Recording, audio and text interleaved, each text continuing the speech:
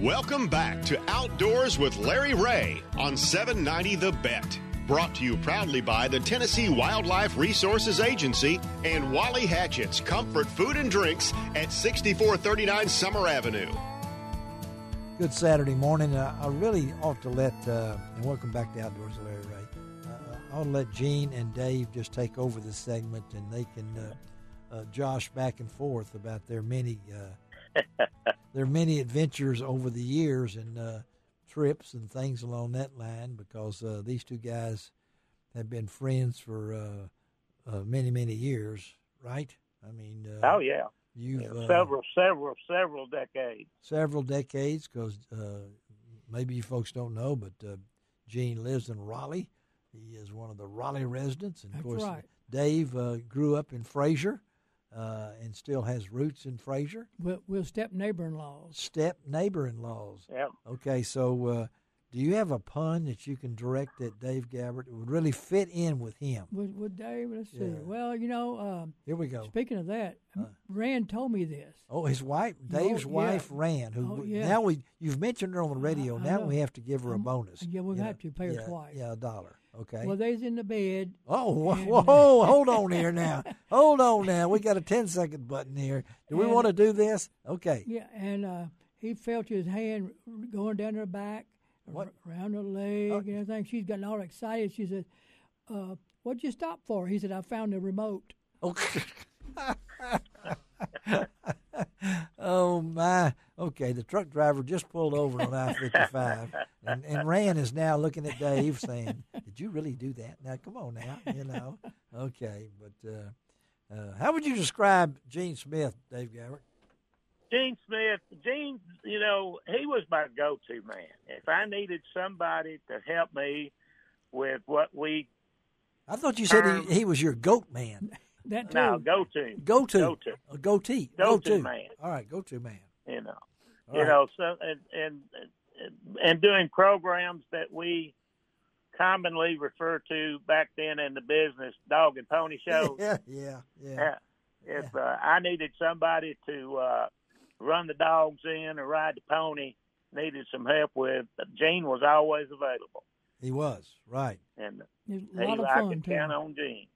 It was a lot of fun. I remember what we had the Delta Faucet had a picnic, and Dave and I set up out there. Delta Faucet. Yeah, it had Delta Faucet. Picnic at what was it, Natural Trace? Yeah. Okay. And we did the archery, set the archery up for everybody to come up and shoot. That was fun.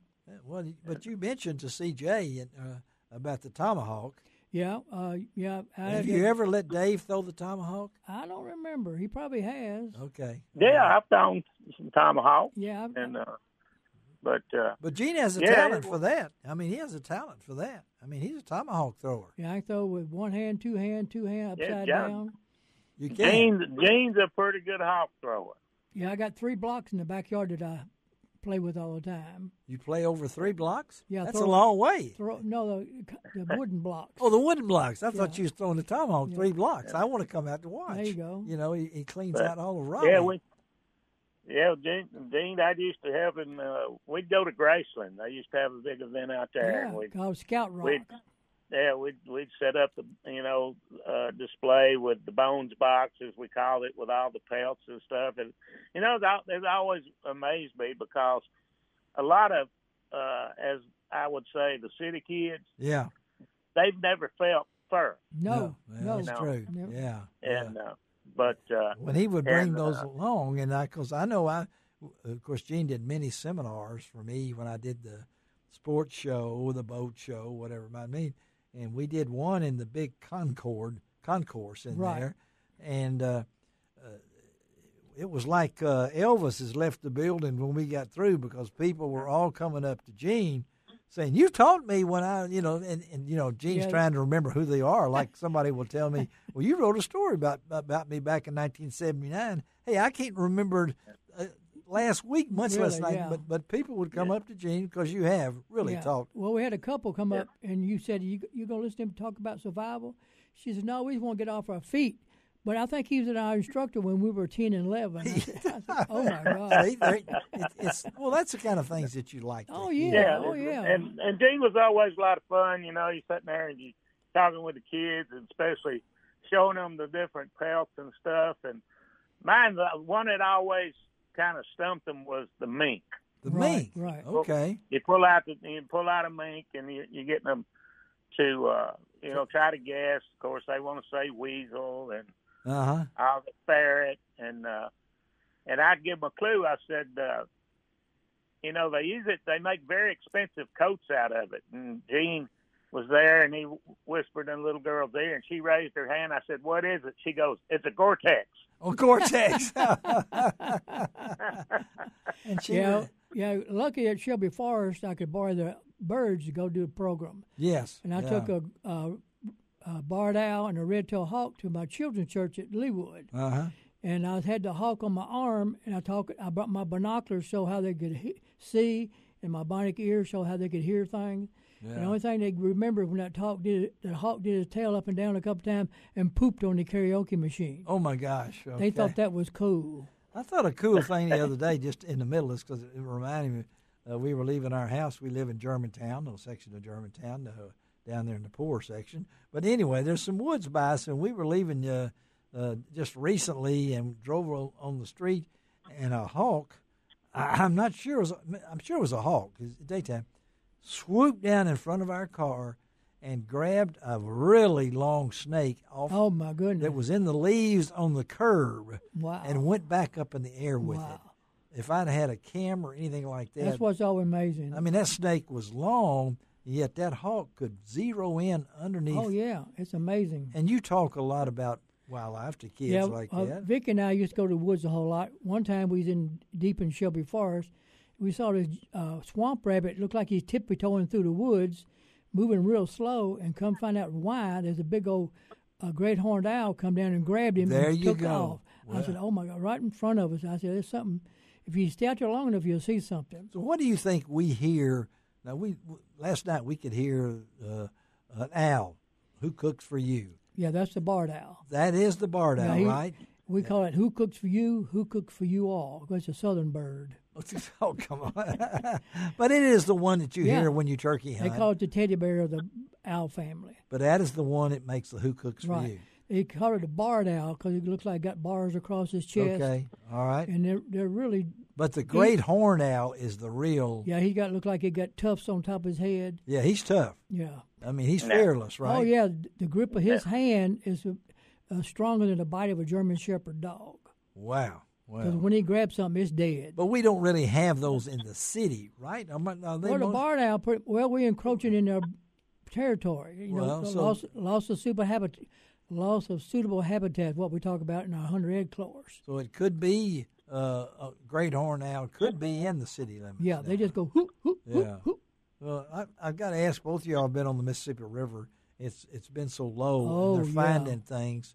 What do y'all think about that, Dave? I know they're bringing what? They're bringing the lakes down to a winter pool because they're trying to put some water into the Mississippi River. We've had low water, and yet they're exposing things that we didn't know were. Oh, yeah, they found all kind of Civil War relics. Yeah, and folks, if you haven't driven down there, I haven't checked yesterday to see what the water level is, but I know Gene has spent time on the Mississippi River, and I know Dave has through the TWRA and things along that line. Both of these guys are lifelong friends for me, and I really appreciate them being part of Outdoors with Larry Ray. Dave's done it for, he and Frank Barton have been there for a long time, being a co-host, and we've tried to put Dave and Gene together because they would be impossible apart. You know, I mean, they have stories to tell. They're the brother Daryl, and I don't know how we came up with that. It's a Bob Newhart show. Was that what Bob that is? Newhart show. Yeah. I wasn't a Bob Newhart fan. The other guy was named Larry. Well, but I knew the brother Daryl and Daryl came from somewhere that we have used. Yeah, they said, the other guy said, "Hi, I'm Larry, and this is my brother Daryl and my other brother Daryl." Right. He had three brothers named Daryl. Okay. All right. Well, now we understand, because I've had some people ask me, why are they called brother Daryl and Daryl? I said, I don't know. Probably some of you folks out there watch the Bob Newhart show. I think he's still living. I think he is. He's well into his 90s, if I'm not mistaken. Yeah. He's still looking for one of the Daryls. I think. We can but, always Google it up. Well, Google's have gone a long time before that. But I appreciate both these guys being on with us on first Saturday and fifth Saturday. I wish we could get Charlie Covington back in on that fifth Saturday, but with his poems, we're missing Charlie. And I've told him that, but he works on certain days and just can't get off now. But I was surprised he wrote a poem about me. But let me tell you this: there's a lady. She's a writer. She wants to do a story about me. She does. Yes, I couldn't believe it. Well, is she all going the to? stuff? Yeah. Well, I hope so. She's a writer. Well, you've got plenty of clips of things that I've done over the years. Yeah, I was going to get a hold of you and get you because I forget a lot of I got a lot of pictures. A lot of pictures. I can't believe. I mean, I was. Well, why? You've been proud around. You've been doing this, man. People come up to me and say, "I didn't know you were still alive." Yeah. I mean, that's a compliment, I guess. Yeah. But I've been truly blessed with all the stuff I get involved. Most of the time I'm out there with him, I hear him say, "Hey, you sound taller on the radio." Yeah, there you go. Well, we're not going to get into size or faces either. We all have advantages on that. Okay, Shelby's holding up the victory sign, which right now she's holding up. You can go, Shelby, if you need to go. I don't know if she's trying to get out. We got to close it out. What? Oh, on just add to the safety aspect, Gene, and hunter education and stuff. With deer seasons, fixing to open up and outside the CWD zone. Yes. And everything. Just want to make sure be safe if you're using a climbing stand. Yes. Or a tree stand. Because when you look at the statistics anymore, there's very few firearms-related accidents. No, they're mostly anymore. Falling tree stands. Most of it, tree stands. Yeah, tree stands. All right, we got to go. We got to get out of this segment. Hopefully, be right back on Outdoors with Larry Ray, because Shelby, she gets pretty rough here. Now we don't do it right. Yeah, okay. Yeah. Well, we can't get you're in a tree down at Enid. All right, we'll be right back on Outdoors with Larry Ray.